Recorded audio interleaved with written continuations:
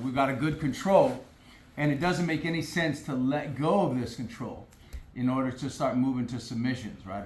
Pop up knee on belly, or, these are all good things, of course, but once I have that tight control, it's good to keep that tight control. In fact, we're gonna make it tighter with this series, okay? So I've got this. So we've been going over this for a couple weeks, right? So, I'm gonna kind of glaze past the first parts of it because we've been doing it for a few weeks. So, in short, I'm gonna roll his hips away, and I'm gonna get underneath this close arm. So now I neutralize that frame. Now he doesn't have that frame. Now I'm gonna let go of the head, which is usually I like to keep the head here, but I'm gonna let go of the head, and I'm gonna walk, and I'm gonna put all my weight into his elbow here, and I'm gonna park on his neck. So now I've taken away a lot of his frames, and I'm gonna look for this arm like for Americana, and sometimes you'll get it, but sometimes he'll straighten it out and he'll hide it. He'll wanna hide it. So that's pretty good now. So now I've neutralized both his frames. So now he can't push me away with this arm, and he can't push me away very well with this arm. All right. Now, there's a way to trap the arm in the head, and we've been teaching this for a few weeks, and people were kind of having a challenge with it, so I'm gonna give it to you like the easiest to the most challenging. So we're here like this. The easiest one, I'm just gonna push here and trap his arm. Now you can kind of look for an arm bar. There's arm bars here, right? You can find the fulcrum on his elbow. There's an arm bar there. But we have him totally exposed here. We've got his neck exposed, and I've got his frames there. His frames are neutralized, okay? So that's number one, easy, okay? Number two, easy, is I get that, and then I lean away, and I wrap up his head like this. Okay, now, the biggest attack that I have here is gonna be this reverse arm bar, and I got that there, like that, okay? That's gonna be one of my biggest attacks. Now, one of the things the guy's gonna wanna do here also is he's gonna wanna get this arm back, right? And when he does, he's gonna fall right to the Americana, and a very tight one at that, okay? So let's review a little. So we got to here, we got to here, we got to here, we got to here. Right now he has both of his frames. If he wants to push away from me, he can. So I'm gonna roll him away, and with my leg, get underneath that first frame. And now I'm gonna drive all my weight right into his arm here like this. I'm gonna park on his neck, and it's terrible. I can look for the Americana here, and then he's there, okay? So the more difficult one is I'm gonna lean away, and I'm gonna get his head and his arm.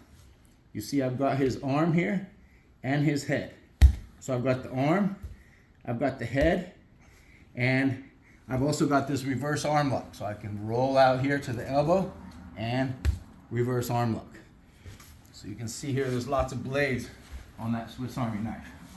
So let's look at that one again. I got him here. Look here, I've got his arm in my armpit already. And then I'm gonna lean back. I'll grab his head. I'm lean back so much that I can pick his head up, and I'll step over, and I'll go all the way, and I'm in. And you see there, I've got his arm, and I've got his head, and also I can slide up, catch the elbow, and get the reverse arm lock.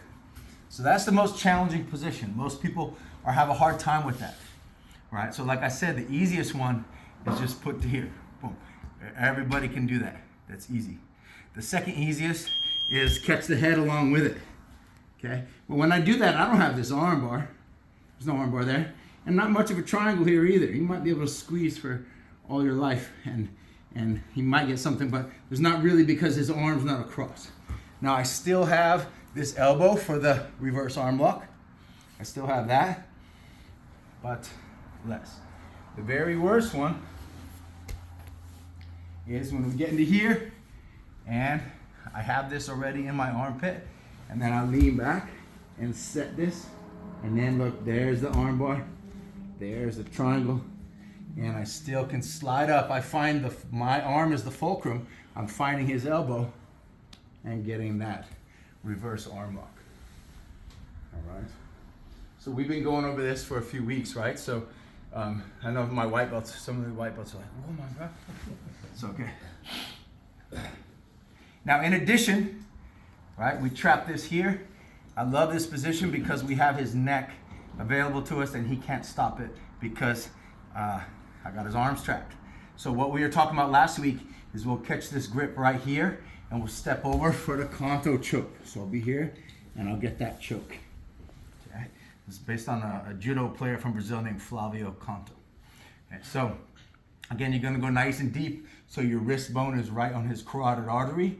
Go deeper than you think because there's gonna be an inch or so of slack that pulls out of it. And then you're gonna lean away and you'll pull his head up and get all the way underneath and get the tap.